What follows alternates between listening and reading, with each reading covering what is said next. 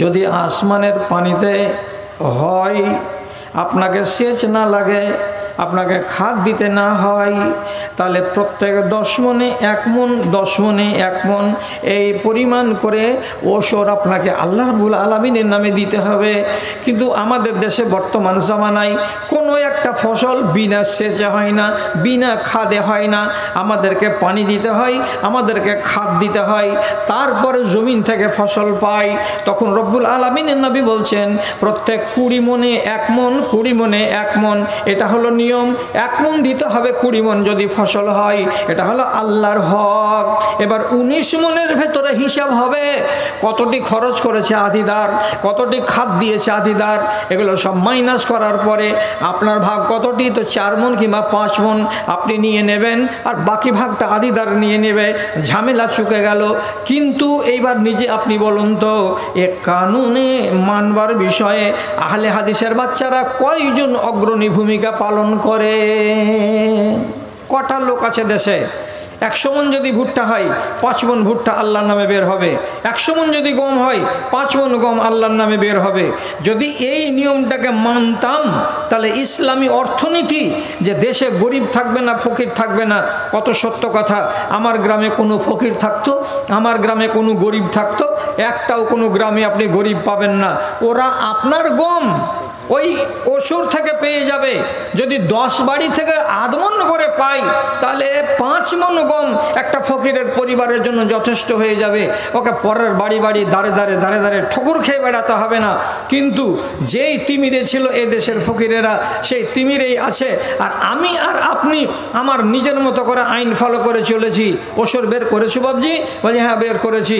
গলিতে কুঠিটাতে ধান আছে, ওই কুঠিটাতে যতটি আছে সবটি ওষুধের ধান। মেপে যদি দেখা যায় 1 থেকে 1.5 মণ হবে, এইটি ধান বের করেছেন। আপনার ধান কতটি হয়েছে? 100 মণ, 100 কুইন্টাল বা 100 মণ। তো 100 মণ ধানের মাত্র 1.5 মণ ওষুধ বেরোয়। এই ধান্দা তো গোটা দেশের লোকের। আর জোরের সাথে বলছি, মুসলমানদের ইমানের পরিচয় দিতে গিয়ে শতকরা 90 জন মুসলমান ধরা খেয়ে যাচ্ছে কোনখানে? তো সাদকার আইনে, আর জাকাতের আইনে, আর ওষুধের আইনে। ওষুধ মানতে রাজি নয় আমাদের দেশের মুসলমান, আর জাকাত দিতে রাজি নয় আমাদের দেশের মুসলমান। বলে জাকাত আমাকে লাগবে না, আমি অত ধনী লোক নই। কে বলল যে আপনি ধনী লোক নন? 595 গ্রাম চাঁদি এর মূল্য যদি এখনকার বাজারে 46,000 টাকা হয়, আর 46,000 টাকা যদি আপনার ব্যাংকে 1 বছর স্থির থাকে 1 বছর, তাহলে 46,000 টাকার আপনাকে 40 ভাগের 1 ভাগ বের করে দিতে হবে, এটার নাম জাকাত। কিন্তু আমি বলি মাত্র 50,000 টাকার মালিক, এতে কখনো জাকাত লাগে? ওই বাড়ির দিকে তাকাও যাদের 3 তলা 5 তলা বাড়ি আছে, তারাকে জাকাত লাগবে। আপনি নিজের গায়ে হাওয়া খাওয়াচ্ছেন, আপনাকে জাকাত লাগবে না বলে। অন্যায়, একেবারে অন্যায় কথা। আপনার টাকা ব্যাংকে ঘুমাচ্ছে কাজ পাই না বলে, আর একটা গরিব রাতের বেলায় জেগে জেগে কাটাচ্ছে কেন? দানা পাই না বলে। তাহলে ওতে আর আপনাতে আসমান জমিনের তফাৎ আছে। এ কথাটা আপনি বুঝতে পারলেন না, আর জাকাত দিতে বেরিয়ে আসলেন না। আল্লাহর কসম খেয়ে বলছি, আমার বাপজানেরা কথায় রাগ করিয়েন না। আল্লাহ তাআলা কোরআন মাজিদ একটা সাংঘাতিক কথা বলেছেন, শয়তান তুমি আমার কাছে পাওয়ার চাইছো না, তোমাকে বের করে দিয়েছি আসমানের উপর থেকে, নেতৃত্ব কেড়ে নিয়েছি, তার জন্য তুমি আমার কাছে পাওয়ার চাইছো। কি কি পাওয়ার চেয়েছিল শয়তান? বলেছিল আমাকে কিয়ামত পর্যন্ত বাঁচতে দিতে হবে। 1 2 নম্বর কথা, আমি আপনার বান্দাদের আগে পিছে ডান বাম থেকে আসব, যেভাবে আমি হামলা করার সেভাবে হামলা করব। এই হামলা করার পাওয়ার আপনাকে দিতে হবে।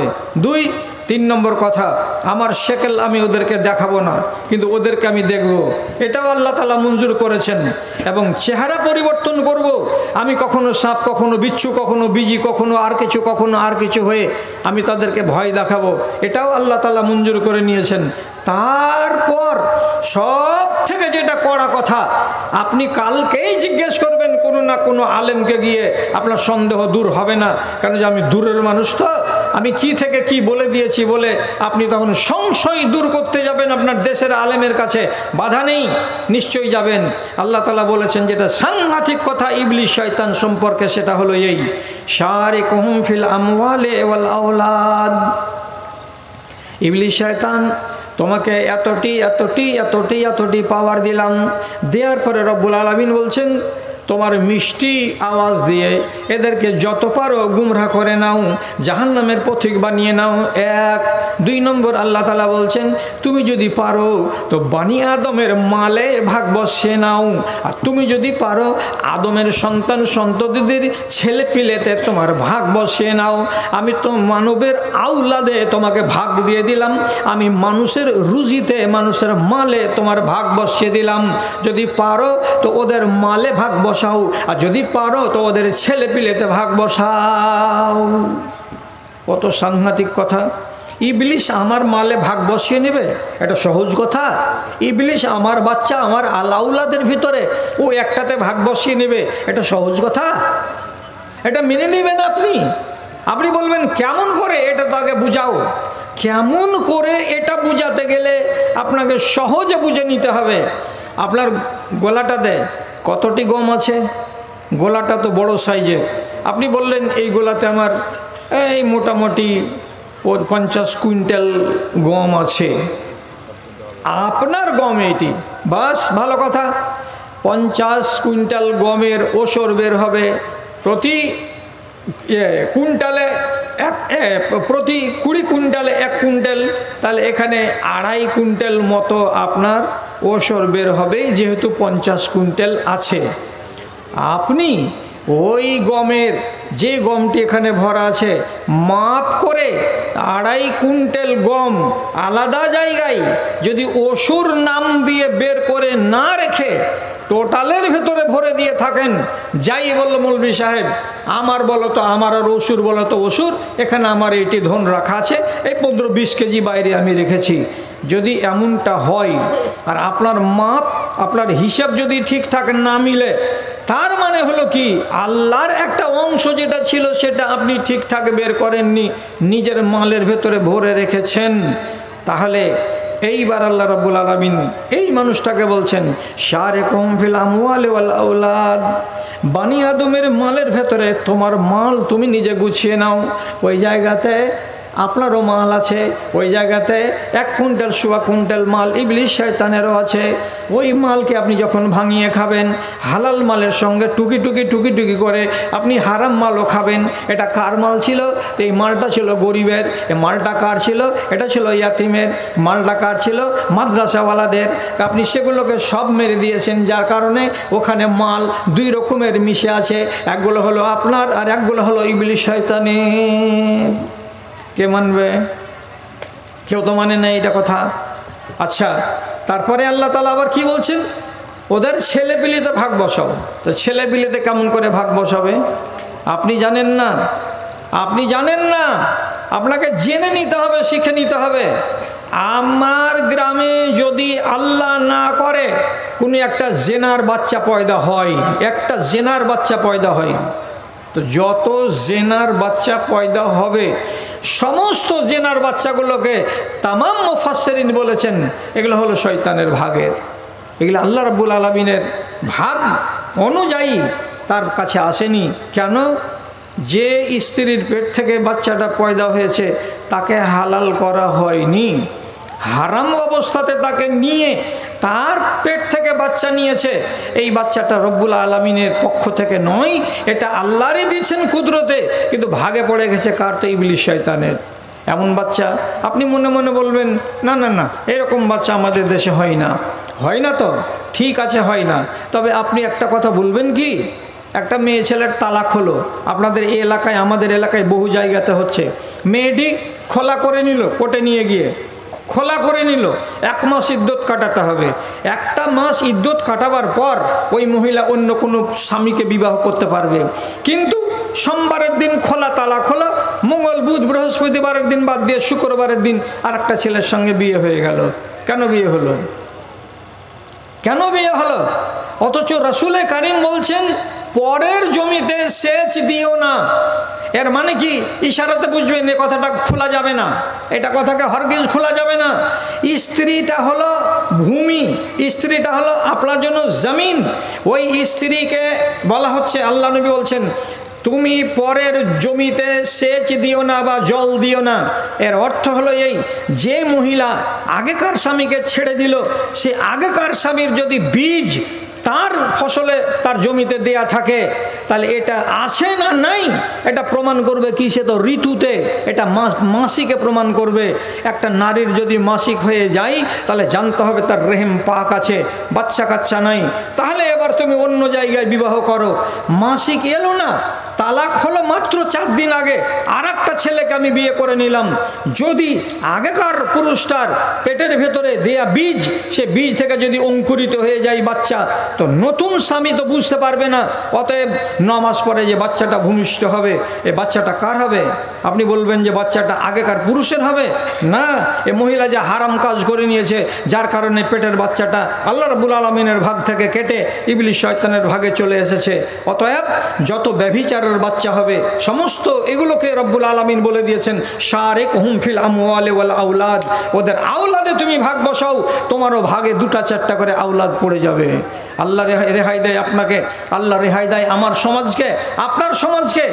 বিশেষ করে রাগ করিয়েন না, আমার বাপ জানে না, আমার ভাই জানে না, আমার ছোট ছোট ভাইয়েরা, যদি কেউ পালিয়ে বিবাহ করে, কাউরি মেয়েকে নিয়ে চলে যায় এক জায়গা থেকে আরেক জায়গা, আর বিবাহ করার কালে মেয়ের বাবা জানেই না যে আমার মেয়ে উমুকের সাথে পালিয়ে গেছে, কোর্টে গেল, 500 টাকার ফি দিয়ে, উকিল গিয়ে দিয়ে মুভ করিয়ে দিয়ে বিয়ে হয়ে গেল। ওইখানে মনে মনে খুশি, একখানা সার্টিফিকেট পেয়েছি, বিবাহ হয়ে গেছে। এখন ভয় আছে সমাজে আসার, তার জন্য 3 মাস ধরে দূরে বেরিয়ে বেড়ালো। তারপরে আবার ওই মা ওই বাবা, এদিকার এই মা এই বাবা, কি করবে? মা আর বাপকে তো লাজ লজ্জা কিছু নেই, মেনে নিল।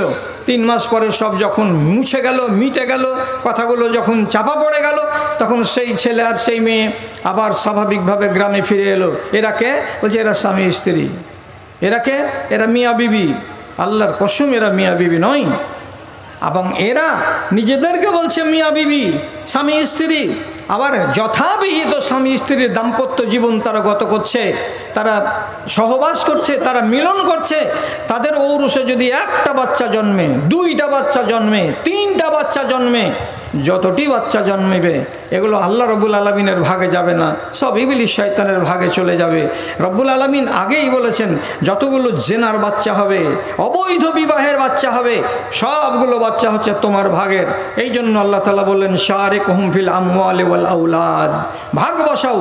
তাহলে আমি কি করলাম? মালে ভাগ দিলাম, কাকে? ইবলিস শয়তানকে। আর আওলাদে ভাগ দিলাম, কাকে? তো ইবলিস শয়তানকে। এত বড় অপরাধ যদি আমি করি, তাহলে আপনি বলুন কতখানি আমি ন্যায়সঙ্গত কাজ করলাম। ভাইজান, সব সময় নরম নরম ভাষা দিয়ে কাজ হয় না, সব সময় হয় না। মাঝে মাঝে আপনাকে একটু এরকম হাতটাকে মজবুত করতে হয়। আর এর আগে ওয়াজ শুনেছেন, এটা কথা আপনার শোনা, আপনাকে শুধু বলছি।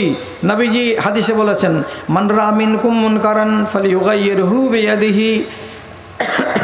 চোখের সামনে যদি অন্যায় কাজ দেখতে পাওয়া যায়, হাত দিয়ে রুখে দিতে হবে। প্রথম ব্যবহার করতে বলছেন আল্লাহ তাআলা শক্তি দিয়ে সেটাকে রোধ করতে হবে। যদি শক্তি না চলে, এত শক্তিশালী আমি না হই, তাহলে আল্লাহ তাআলা বলছেন বিলিসানিহি, তোমাকে মুখ দিয়ে রোধ করতে হবে। মুখ দিয়ে মানে কি? গিয়ে বলতে হবে ও আব্দুল সালাম, ও মুজিবুর রহমান, ও দুরুল হুদা, এই শোনো ভাই, তোমার এটা করা ঠিক হচ্ছে না, এমন কাজ তুমি করিও না, আল্লাহ নারাজ হবে, রসুল নারাজ হবে, বলে মুখ দিয়ে তাকে বাধা দিতে হবে। মুখ দিয়ে বাধা দেওয়ার যদি যোগ্যতা না থাকে, ক্ষমতা না থাকে, নবী করিম সাল্লাল্লাহু আলাইহি ওয়াসাল্লাম বলছেন অন্তর দিয়ে সেই লোকটাকে ঘৃণা করতে হবে। তার মানে কি? সে যদি চায়ের দোকানদার হয়, সারাদিন যদি সিডি চালায়, টিভি চালায়, আর ওখানে গিয়ে যদি ফাহাসি করে যুবক ছেলে মেয়েরা, তাহলে সেই দোকানটাকে আপনাকে ছেড়ে দিতে হবে। আপনি ওর কাছে যাবেন না, ওর কাছে বসবেন না। কেন বসবেন না? যে আমি মন থেকে ঘৃণা করি। কিসের জন্য ঘৃণা করবে তুমি একটা মুসলমানকে? বলছে এই জন্য ঘৃণা করি যে তার কাছে যেতে গেলে ঈমান চলে যায়, এবং এই লোকটা অন্যায়কে আশ্রয় দিয়ে রাখে, অন্যায়কে প্রশ্রয় দেয়, যার কারণে আমি হাত দিয়ে রোধ করতে পারি না, মুখ দিয়ে কথা বলতে পারি না। তার জন্য অন্তর দিয়ে ঘৃণা করি। আর অন্তর দিয়ে যদি ঘৃণা না করি, তাহলে দায় ঘাট থেকে নামবে না। আল্লাহ রাব্বুল আলামিন আমাকে ছেড়ে কথা বলবেন না। সব সময় নরম হলে চলে না। মাঝে মাঝে মাঝে মাঝে আপনাকে একটু কড়া হতে হবে, একটু টাইট হতে হবে, না হলে হবে না। কীরকম টাইট হতে হবে? উদাহরণ কি আপনাকে দেব। আচ্ছা, আপনারা কি শুনেছিলেন বা পেপার টেপারে কোনো ভাই আমার নিশ্চয়ই শুনে হবেন যে এই যে ভ্যালেন্টাইন ডে ভারতবর্ষে চলে আসলো, আমেরিকার সভ্যতা। তো গত 3 বছর আগে 4 বছর আগে ভারতবর্ষের একটা হিন্দু সংগঠন ওরা জাগ্রত হয়ে বলেছিল এই সভ্যতা হলো লানতের সভ্যতা, এটা আমরা মানব না। অতএব আমরা পোস্টারিং করেছিল লখনৌ শহরে, মুম্বাই শহরে, বড় বড় শহরে, যে যদি কোনো ছেলেকে এবং কোনো মেয়েকে আমরা দেখতে পাই রাস্তাঘাটে যে এইরকম ওরা কুলাকুলি করছে বা আলিঙ্গন করছে বা ওরা প্রেম প্রীতিতে জড়িয়ে আছে মাঠে ঘাটে, তো স্বামী স্ত্রী হলে তো রেহাই। আর যদি জানতে পারি যে এরা কি করছে, ভ্যালেন্টাইন ডে মানাচ্ছে, তাহলে আমরা ফুলের মালা রাখবো, ধূপ ধুনি রাখবো, আর আমাদের কাছে সাধু সন্ত থাকবে, আমরা জোর করে ওই রোডের উপরেই বিয়ে পড়িয়ে দেবো। তারপরে তখন তোমরা আর কিন্তু টাটানো বিছানো করতে যেও না, জোর করে বিয়ে পড়িয়ে দেবো, একদম কোনো কথা শোনা হবে না। তো এই কথাটা যখন ওরা ডাঁট দিয়ে বলল, তখন সে বছর দেখা গেল কি, যারা ভ্যালেন্টাইন প্রেমী ওরা তলে তলে লুকিয়ে লুকিয়ে ঘরে বসে বসে বারান্দাতে বসে বসে ভ্যালেন্টাইন করলো। ওপেন বাজারে এসে, পার্কে এসে ভ্যালেন্টাইন ডে মানাতে পারলো না। কেন পারলো না? একটা সংগঠন খেপে গেছে, রেগে গেছে যে কিছু একটা করে ফেলবে। তো শক্তি দেখাতে গেলে কি হয়ে যায়, অন্যায় কাজ সমাজ থেকে রোধ হয়ে যায়। আপনি জানেন ভারতবর্ষের মাটিতে যতটি স্টেট আছে সব থেকে পর্দানাসীন মেয়ে ছেলে ছিল কোথাকার? কাশ্মীরের মেয়েরা জীবনে জিন কাপড় পরতো না, এবং স্কুল কলেজ যেতে গেলেও তারা সব সময় বোরকা নিয়েই যেত। কিন্তু এই বিগত 20 বছর ধরে কাশ্মীরের মেয়েরা জিন কাপড় পরা ধরে নিয়েছে এবং বোরকা ছেড়ে দিয়েছে, এবং অন্যান্য সিটির মতো তারাও আধুনিক হয়ে স্কুল কলেজে যেতে আরম্ভ করেছে। কাশ্মীরের কোনো একটা সংগঠন এরা কি করলো, পোস্টারিং মেরে দিল, যদি কোনো আমরা আমাদের জাত বোনকে কোনো একটা মুমিন মেয়ে ছেলেকে, মুসলমানের ঘরের মেয়ে ছেলেকে দেখতে পাই মাথা খোলা আছে এবং জিন কাপড় পরে, স্কার্ট পরে বা শার্ট পরে স্কুল কলেজে গেছে, তাহলে আমরা তার চেহারায় তিজাব ছিটিয়ে দেব। যদি এটাকে ছিটিয়ে দেওয়া যায় তাহলে মুখ জ্বলে পুড়ে যাবে, বিশ্রী হয়ে যাবে চেহারাটা, আর এই চেহারা জীবনে কোনো দিন স্বাভাবিক হবে না। দিয়ে যখন ওয়াল পোস্টারিং করে দিল, তাতে দেখা গেল কি কাশ্মীরের ওই এই জন্য রব্বুল আলমিনের বারগাহে আমি বিশেষভাবে আল্লাহ তাআলার দরবারে আমি শুকরগুজারি করছি। আপনারা এখানে এসেছেন কিছু শোনার উদ্দেশ্যে, অনেকগুলো শোনা হলো, হয়তো কিছু কথা শোনা আর বাকি আছে। যে রব্বুল আলামিন আপনাকে এই সুযোগটুকু দান করেছেন, আপনি এই অজুহাতে আল্লাহ তাআলার শুকরগুজারি করুন। আমরা উভয় পক্ষ আল্লাহর কাছে ভালো হওয়ার আশায় তার কৃতজ্ঞতা জ্ঞাপন করছি মুহাব্বতের সাথে। আলহামদুলিল্লাহ। তারপরে তার আখিরি রাসূল রাহমাতুল আলামিন বিপ্লবী জননেতা জনাবে মুহাম্মদুর রাসূলুল্লাহ সাল্লাল্লাহু আলাইহি ওয়াসাল্লামের উপর শত সহস্র দরুদ ও সালাম বর্ষিত হোক। আল্লাহুম্মা সাল্লি আলাইহি আল্লাহুম্মা বারিক আলাইহি। বিরাদরান ইসলাম, আমি যে বিষয়ের উপরে কথা বলতে যাচ্ছি তার আগে দুই একটা কথা প্রাসঙ্গিক ভূমিকা স্বরূপ আপনাকে শুনে নিতে হবে। তা হলো এই, আমরা এই এক দুনিয়াতে এখন আছি, আমাদের কপালে আর একটা দুনিয়া আল্লাহ তাআলা লিখে রেখেছেন। এটাকে বলা হয় দুনিয়া আর ওইটাকে বলা হয় আখেরা। তাহলে দুইটি দুনিয়ার সাথে আমাদের সব কিছু জড়িয়ে আছে। দুনিয়া হলো দুই। তারপরে ভালো করে বুঝুন, আপনি যে বেঁচে আছেন, তো আপনার কাছে দুটো জিনিস আছে।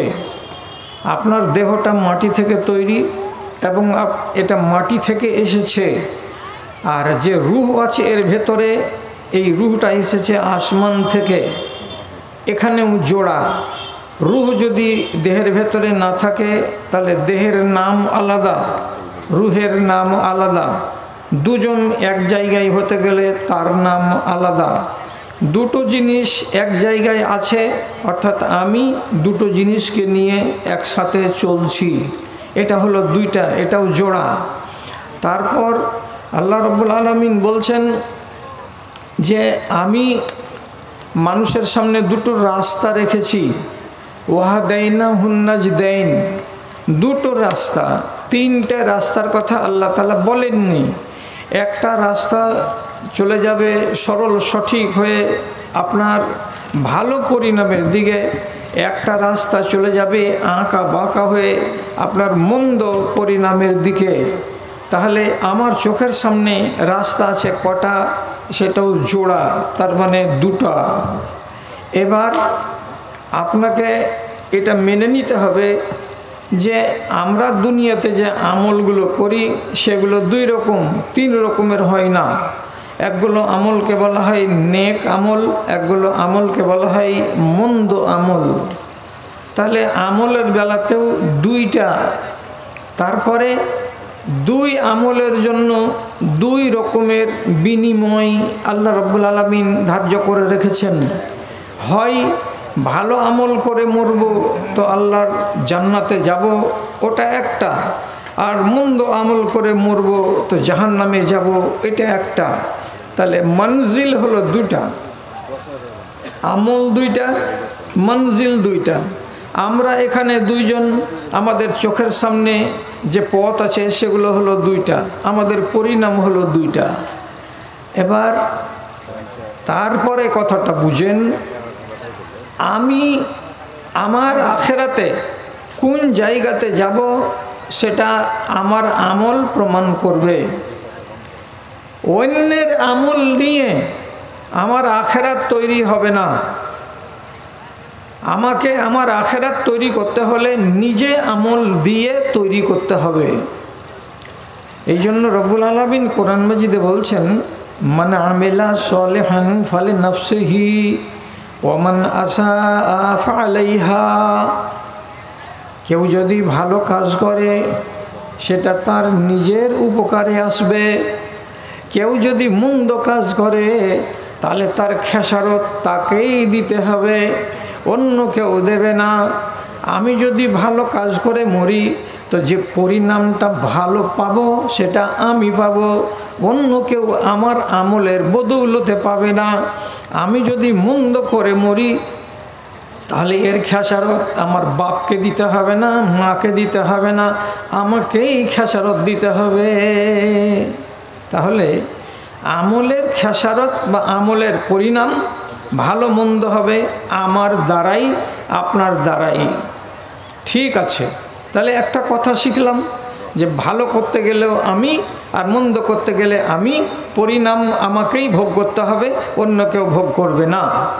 কিন্তু কিন্তু তিনটা কথা মাথাতে রাখেন, অথবা চারটা কথা মাথাতে রাখেন, যে চারটা এমন কাজ আছে যেই কাজের কারণে আল্লাহ না করুক আমাদের কাউকে যদি নরকে যেতে হয় তো নিজের গুনাহের কারণে যেতে হবে না, পরের গুনাহের কারণে যেতে হবে। কোন কথা বললাম? আমি নিজে করিনি এইরকম কাজ, অথচ কিয়ামতের দিন আমাকে জাহান্নামে যেতে হবে পরের কারণে, আমার নিজের কারণে নয়। এইরকম কাজ কি এমন আছে দুনিয়াতে যে এইগুলো হয়ে থাকে? তো খেয়াল করেন, একটু কথার দিকে খেয়াল করেন। সহিহ হাদিসের ভেতরে পাওয়া যাচ্ছে আল্লাহ রাব্বুল আলামিনের নবী বলছেন, ইন্নাল্লাহা লা ইউআযযিবুল আম্মাতা বিআমালিল খাসাতে। এই গ্রামের 1000 জন লোক আপনারা বসবাস করেন, ছেলে মেয়ে। এই ছেলে মেয়েদের ভেতরে 4-5টা লোক আছে দাগি। দাগি তার মানে এদের কাছে ঈমান ধর্ম তেমন নেই। এই 4-5 জন দাগি লোক, এরা আল্লাহর গজবকে ডেকে আনবে, আর এদের কারণে গোটা গ্রামবাসী পয়মাল হয়ে যাবে, ধূলিসাৎ হবে, আযাবে গ্রেফতার হবে। তাহলে আল্লাহ রব্বুল আলামিনের নিয়মটা কেমন হলো? 4টা ছেলের কারণে আমরা গোটা গ্রামবাসী বরবাদ কেন হব? আমরা তো পাপ করি না, আমরা তো মদতারিতে নেই, আমরা তো বিশৃঙ্খলা করি না, আমরা তো অশান্তি করি না, ফিতনা ফাসাদ করি না।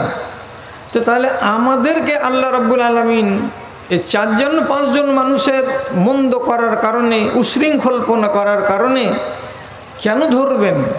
আমরা কেন দায়ী হতে গেলাম? তো কথাটা কেমন হলো? তো রব্বুল আলামিন নাই বলছেন ইল্লা আন্নাহুম কাদিরুনা আয়ান ইউনকিরু আলাইহি, এটা আমি করি না। আমি 4টা লোকের কারণে গোটা গ্রামবাসীকে মার্ডার করি না, বরবাদ করি না, ধ্বংস করি না। কিন্তু কারণটা কি আছে রে বাবা? ওই গ্রামে যদি 10টা লোক এমন থাকে যে 10টা লোক ওই 4টা লোকের হাতকে ধরে তাকে থামিয়ে দিতে পারবে।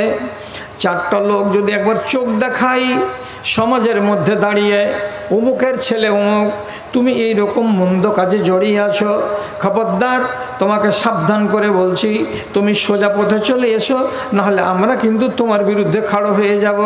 এই রকম করে যদি 8টা-10টা বুদ্ধিজীবী মানুষ, সমাজের মোড়ল কিংবা মাতাব্বর কিংবা সর্দার কিংবা জ্ঞানীগুণী মানুষেরা ক্ষমতা আছে রুখে দাঁড়াবার, কিন্তু রুখে দাঁড়ালো না। কি বলে দাঁড়ালো না? বলছে ও মরবে, ওর কবরে যাবে, আমি মরবো, আমার কবরে যাব। ওকে নিষেধ করতে গিয়ে অযথা ওর বংশের কাছে আমি খারাপ কেন হতে যাব? যা পারবে ও তাই করুক, আমি তো অন্তত পক্ষে নিজে ভালো আছি। অতএব সে গেল না। বা কোনো লোক এইরকম 3-4 জন যে মন্দ ছেলে আছে এদেরকে বাধা দিতে গেল না, অথচ তাদের কাছে বাধা দেওয়ার মতো ক্ষমতা আছে।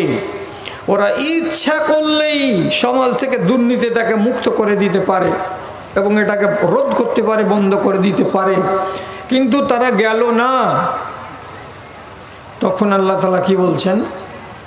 4টা লোকের কারণে গোটা গ্রামের মানুষকে আল্লাহ তাআলা বলছেন তখন আযাবে গ্রেফতার করা হয়। তাহলে এবার কেমন কথা হলো? আমরা কি কজন লোক ভালো ভালো ছিলাম, আমরা যে আশা করে আছি যে 5 ওয়াক্ত নামাজি, রোজাদার মানুষ, দিনদার, আল্লাহওয়ালা, পরহেজগার মানুষ, আমরা কোনো রকম আল্লাহর গজবের শিকার হব না এবং মরে আমাদের খারাপ পরিণামের মুখ আমাদেরকে দেখতে হবে না। কিন্তু মরলাম কেন এইরকম আযাবে গ্রেফতার হয়ে? মরলাম কেন ভূমিকম্পে চাপা পড়ে গিয়ে? মরলাম কেন সাইক্লোনের কাছে নথি স্বীকার করে ঘর ভেঙে পড়ে, দেয়ালে চাপা পড়ে? কেন মরলাম এইভাবে? তাহলে পরের কারণে কিছু মানুষকে আযাব নিতে হবে, পরের কারণে কিছু মানুষকে আল্লাহর জাহান্নামের মুখ দেখতে হবে। তো এইখানে কটা লোককে দায়ী করলেন আল্লাহ পাকের নবী? সমাজে যে কজন লোক দায়িত্বশীল আছে, মোড়ল আছে, মাতব্বর আছে, সর্দার আছে, এরাকে আল্লাহ তাআলার নবী দায়ী করলেন। কেন? হাতে পাওয়ার আছে তো ব্যবহার করলে না কেন? বসে থাকলে কেন? এবং আল্লাহ তাআলা কোরআন মাজিদে সাফ করে বলছেন, যখন কোনো গ্রামকে আযাবে গ্রেফতার করার আমার ইচ্ছা জাগে, আমার মনে জাগে যে এই গ্রামকে আমি ধ্বংস করব, তখন আমি কি করি? ওয়াইজা আরাদনা আর নুহলাকা কারিয়াতান আমারনা মুতরাফিহা।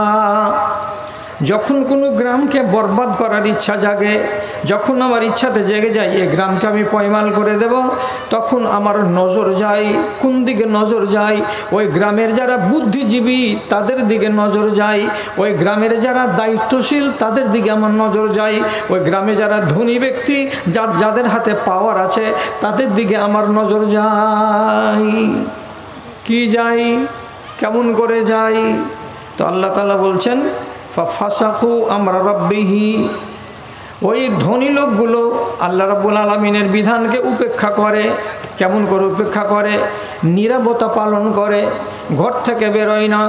চায়ের দোকানে গিয়ে একটা অন্যায় যদি ঘটে চুপচাপ চা পান করে চলে আসবে, কিন্তু একটা শব্দ ব্যবহার করবে না।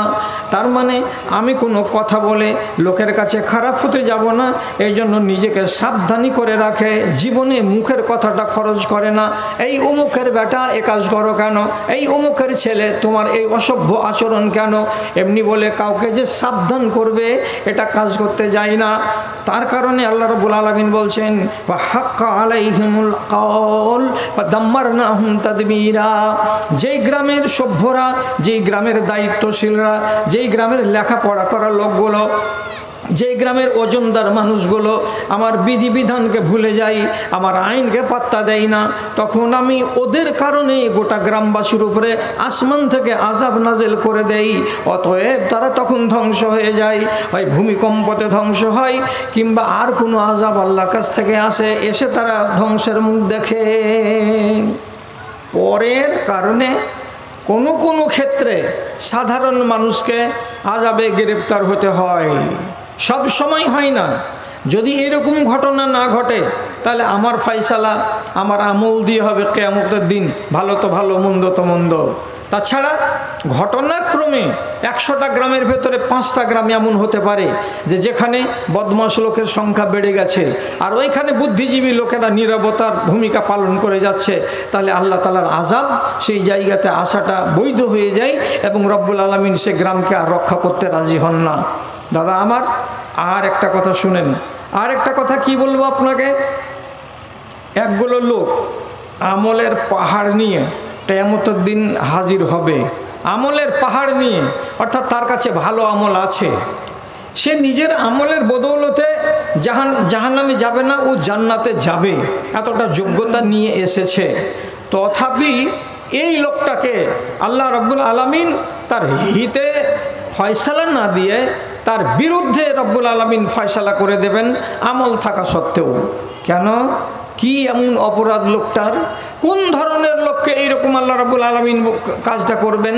তো তার ব্যাপারে একখানা হাদিসের 3টা অংশ, 3টা অংশের মধ্যে থেকে একটা অংশ আপনাকে শুধু দিচ্ছি।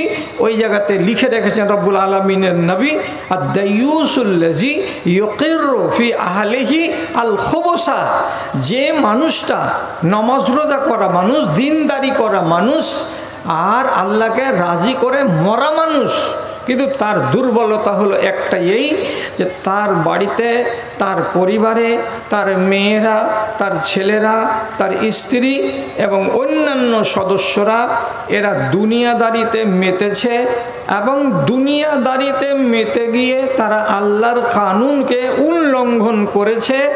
আর সবচাইতে বড় কথা যে বাড়ির মহিলাটা সম্পূর্ণ সংসারের দায়ভার নিজের কাঁধে তুলে নিয়েছে, পুরুষটাকে কখনো পুরুষের মতো করে পাত্তা দেয় না, বাড়ির একটা খানেওয়ালা মানুষ মনে করে, তাছাড়া তার কোনো প্রয়োজন মনে করে না।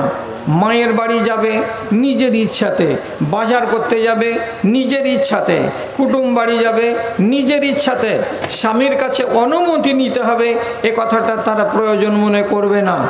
আপনার চোখ আছে, আপনার বিবেক আছে, আপনি নিজে হয়তো ঈদের হাট জঙ্গিপুর বাজারের কোন একটা শপিং মল থেকে ভালো ভালো শাড়ি ব্লাউজ নিয়ে আসতে পারবেন, কিন্তু আপনার আহলিয়া, আপনার স্ত্রী আপনার পছন্দগুলোকে জীবনে পছন্দ করে না।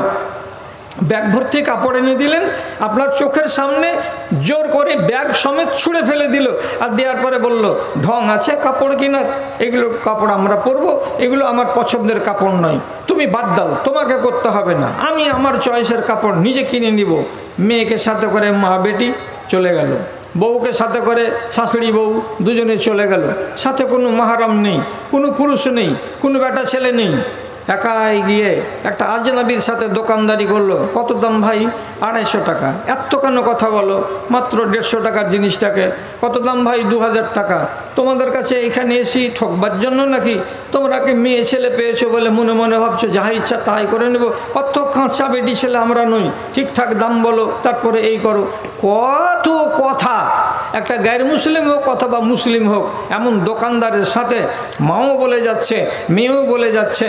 এখানে যদি শুধু একটা প্রশ্ন করা যায় যে আপনার পুরুষটার কি হলো, আপনার ভাইটার কি হলো, ওরা যদি আপনার লবণ এনে দিতে পারে, ওরা যদি আপনার মাছ মাংস এনে দিতে পারে, ওরা যদি আপনার শাকসবজি এনে দিতে পারে, সবই যদি হাটঘাট ওরা করে দেয়, তা আপনার ফ্যাশনের হাট পায়টা কি আপনার স্বামী বা আপনার ভাই করে দিতে পারতো না? তো তার জবাব হবে কি যে না, আমরা ওগুলো পছন্দ করি না। আপনি কি জীবনে সাহস করে বলতে পেরেছেন আমার পছন্দ যদি তোমাদের পছন্দ না হয় তো তোমাদেরকে বাজার যেতে হবে না? আমি বেঁচে থাকতে থাকতে তোমাদেরকে বাজার যাওয়া শোভনীয় নয়। পর্দার সঙ্গে জীবনে কোনোদিন বাজার করা যাবে না। বুরকা মাথায় দিয়ে দোকানে গেছি বলেই যে আমি পর্দানাসীন হয়ে গেলাম, তা জীবনে কোনোদিন হয় না। সংলাপ হারাম আছে। কার সাথে? আজনাবির সাথে। এটাও তো হারাম। এই জিনিসকে আপনি আমি রুখতে পারিনি, আমার দ্বারায় রোকা সম্ভব হয়নি। আমাকে আল্লাহ রাব্বুল আলামিন নাম দিয়েছেন তার নবীর মুখ দিয়ে, তাকে বলা হয় দায়ুস। দায়ুস মানে কি? এর তর্জমা হলো আল্লাজি ইউকিরু ফি আহলিহি আল খবসা। যে মানুষটা তার চোখের সামনে অন্যায় করবে, তার মেয়ে আর তার ছেলে আর তার স্ত্রী, কিন্তু তার শাসন চলবে না, একটা মুখে শব্দ ব্যবহার করতে পারবে না, কাচুকুচু হয়ে বসে থেকে যাবে আর ভয়ে ভয়ে শুকরে থাকবে কি আমি যদি একটা কথা বলি তাহলে আমাকে 7টা কথা শুনিয়ে দেবে আমার গিন্নি। এই ভয়ে যে মানুষটা বসে থাকে আর সেই সুবাদে তার বাড়ির পরিবারের লোকেরা অন্যায় কাজ করে যায়, যেটা মনে আসে সেটাই করে, এই লোকটার নাম হলো দায়ুস। এই দায়ুস ব্যক্তিকে প্রথম চান্সে আল্লাহর জাহান্নামে যেতে হবে। এটা কথা সত্য, এটা কথা সত্য। আর একজন লোক মদ পান করতে করতে মরে গেল, তাকে প্রথম চান্সে আল্লাহর জাহান্নামে যেতে হবে, এ কথাটা সত্য। এবং আর একটা ছেলে, যেই ছেলেটা নিজের মা বাবাকে সন্তুষ্ট রেখে তাদেরকে মাটিতে ভরতে পারেনি, অথবা সন্তুষ্ট রেখে মা বাবার আগেই মরে গেছে, এইরকম হতে পারেনি, বরং মা বাবাকে নারাজ রেখে মরেছে, তাহলে এই ছেলেটাকেও প্রথম চান্সে জান্নাত দেওয়া হবে না, জান্নাতের মুখ দেখবে না। তাহলে 3খানা হাদিসের ভেতরে লাস্টেকার যে অংশটুকু নিলাম, একটা মানুষ যাকে দায়ুস বলা হলো, সে যদি জাহান্নামে যায় তো নিজের আমলে যাচ্ছে না পরের কারণে যাচ্ছে? স্ত্রীর কারণে আমার আমল বরবাদ হয়ে যাচ্ছে, আমার আমল কাজ দিচ্ছে না। তাহলে এই রকম ঘটনা হাজার হাজার ঘটে না, এরকম ঘটনা খুব কম ঘটে। পরের কারণে খেসারত দিতে হয় দেশবাসীকে, জায়গা বিশেষে এবং বাড়ি বিশেষে এবং এলাকা বিশেষে। তাহলে আপনাকে এই ব্যাপারে সজাগ হতে হবে। তারপর আর একটা কথা শুনেন, কি হয়? দেশে বৃষ্টি কমে যায়। যেমন আপনারা হয়তো জানেন, এর আগের বছর আমাদের দেশে বহু এলাকায় ইস্তেসকার নামাজ আদায় হয়েছিল। আপনাদের এলাকায় হয়ে হবে কোনো না কোনো জায়গায়, নিশ্চয় আপনারাও হয়তো পড়েছেন, তাও হতে পারে। পানি দাও আল্লাহ, পানি দাও আল্লাহ। তো আল্লাহ রাব্বুল আলামিন পানি বন্ধ করে দিচ্ছেন কেন? আসমানে পানি থাকে না? না পৃথিবীতে অন্য কোনো জায়গায় পানি হয় না? যে পানি নেই, ভারতবর্ষের পশ্চিমবাংলার মাটিতে পানি দিচ্ছেন না আল্লাহ রাব্বুল আলামিন কেন? কেনর কারণটা কি? আপনি কি জানেন না যে গত বছর দুবাই শহরে, বালুর শহরটাতে রব্বুল আলামিন এত পানি দিলেন যে 4 ফিট করে 5 ফিট করে পানির বন্যা তৈরি হয়ে গেল বালুর উপরে। আর মেন শহরটাতে, দুবাই শহরের এক একটা রোডের যত চামড়াকে ছিঁড়ে দিয়ে তলকে খালি করে দিয়ে গোটা মাঠ এবং শ্মশানের মতো বানিয়ে দিয়েছিলেন আল্লাহ রাব্বুল আলামিন মাত্র 6 থেকে 7.5 ঘন্টার মধ্যে। তাহলে যেখানে পানির প্রয়োজন এত নেই, সেখানে এত পানি হচ্ছে। আর আমাদের দেশে পানির প্রয়োজন, অথচ রব্বুল আলামিন যথাসময়ে পানি দিচ্ছেন না। এটা কেন দিচ্ছেন না? এইখানে আবার আল্লাহর ওই কানুন আছে, কাউরি কারণে গোটা দেশবাসীকে এই আযাব পোহাতে হয় যে আল্লাহ তাআলা পানি দিচ্ছেন না। আর তাতে দোষী কজন? তো হতে পারে দোষী 10 জন, হতে পারে দোষী 15 জন, বাদবাকি লোক দোষী নয়। কিন্তু রব্বুল আলামিন 10 জন লোকের খেসারত তুলে নিচ্ছেন গোটা গ্রামবাসীর ঘাড় দিয়ে, গোটা অঞ্চলের লোকের ঘাড় দিয়ে। কে ওই লোকগুলো? 10 জন লোক, তারা পাপী, যাদের কারণে আসমানের দরজা বন্ধ হলো। আল্লাহ রাব্বুল আলামিনের নবী বলছেন, হে মুহাজিরিনদের দল, 5টা জিনিস এমন আছে, আল্লাহর কাছে দোয়া করছি তোমাদের কাছে যেন 5টা জিনিস না আসে। আমি আল্লাহ রাব্বুল আলামিনের কাছে মুনাজাত করি, 5টা জিনিস যেন তোমাদেরকে ছুঁতে না পারে। সেই 5টা জিনিসের ভেতরে আল্লাহ রাব্বুল আলামিনের নবী 4 নম্বরে বলেছেন, এজা মনে আল জাকাত ওজা মনে আতিল ওসর, যখন দেশের মানুষেরা তাদের উৎপাদিত ফসলের জাকাত বের করা বন্ধ করে দেবে, যেদিনই দেশের ফসলের পরিমাণ যেটা লাগে ওসর দেয়া, ওসর যদি বন্ধ করে দেয়, রব্বুল আলামিন নবী বলছেন মনে আমিন হল মাতারও, তাদের উপর থেকে আসমানের পানিগুলোকে উপরে উঠিয়ে নেওয়া হবে, বৃষ্টি দেওয়া হবে না। কেন দেওয়া হবে না? বৃষ্টির সদ্ব্যবহার এই দেশের লোক করেনি। বৃষ্টি হয়েছে তাহলে জমিন ঠান্ডা হয়েছে, বৃষ্টি হয়েছে তাহলে ফসল হয়েছে, বৃষ্টি হয়েছে মাটির তলায় পানির লেয়ার উপরে উঠেছে। বৃষ্টি না হতে গেলে লেয়ার উপরে উঠতো না, আপনার বোরিনে পানি উঠতো না। তাহলে রব্বুল আলামিন জমিনটাকে জীবিত করে রেখেছেন আসমানের পানির দ্বারাই। তারপর কোরআন মাজিদে স্পষ্ট করে বলেছেন আল্লাহ রব্বুল আলামিন, কি বলেছেন? ইন্নাল আরযা লিল্লাহি ইয়ারসুহা মান ইয়াশাউ মিন ইবাদি, জমিন হলো আমার, কোনো বান্দার জমিন নয়। জমিন যেখানে আছে সারা জগতে সব আমার জমিন, তোমার জমিন নয়, তোমার বাবার জমিন নয়। বাপ যতদিন বেঁচে ছিল তার নামে রেকর্ড ছিল, বাপ মরে গেল বেটার নামে মালিকানা চলে এলো, বেটা যতদিন বাঁচবে ততদিন জমিটা তার, এবং সে যেদিন মরে যাবে তার ছেলের নামে হয়ে যাবে। এই যে মালিক বদলাতে থাকছে বদলাতে থাকছে, এর মানে হলো এই জমিনের মালিক আমরা স্থায়ী মালিক নই, আমরা হলাম অস্থায়ী মালিক। আসল মালিকটাকে রব্বুল আলামিন বলছেন আমি হলাম জমিনের আসল মালিক, আমি আসল মালিক। তাহলে জমিনের মালিক যদি আল্লাহ তাআলা সাব্যস্ত হয়ে যান এবং হয়ে গেল, তাহলে সেই রব্বুল আলামিনকে আপনাকে একটা বিধি অনুযায়ী তার জমিনের প্রাপ্য বুঝিয়ে দিতে হবে। এটা অন্যায় কথা নয়, এটা ন্যায় সঙ্গত কথা। আপনার জমিনটাকে যদি কেউ আধি করে, তা আপনাকে যদি যাই 4 মণ ভুট্টা আর ও যদি নিজে উঠিয়ে নেই 12 থেকে 13 মণ ভুট্টা, কেন উঠিয়ে নিয়ে গেল বাড়ি? যেহেতু সে আধি করেছিল আমার জমিনে, সার খাদ পানি দিয়েছিল বলে ওর হয়ে গেল ওইটি, আর এইটি হয়ে গেল আমার। তো আমার জমিনে আরেকটা লোক খেটেছে বলে ভাগ পেয়ে নিয়েছে, তো আমার জমিনে আমি পেলাম 4 মণ। তো আল্লাহ রাব্বুল আলামিনের যেটা আসল জমিন তিনি কিছু পাবেন কি পাবেন না, এ কথাটা আমার মগজে আসছে না আসে না? আপনার মগজে কথাটা জাগছে না জাগে না? বলে হ্যাঁ মৌলভী সাহেব ওসর কথাটা তো বুঝি, ওসর কথাটা আমরা বুঝি না এরকম কথা নয়, কিন্তু ওসরকে বুঝলে হবে না, ওসরের সাথে আপনাকে সৎ ব্যবহার করতে হবে। এটা হলো আসল দাবি শরিয়াতের। কি নিয়ম আছে আল্লাহর শরিয়াতে?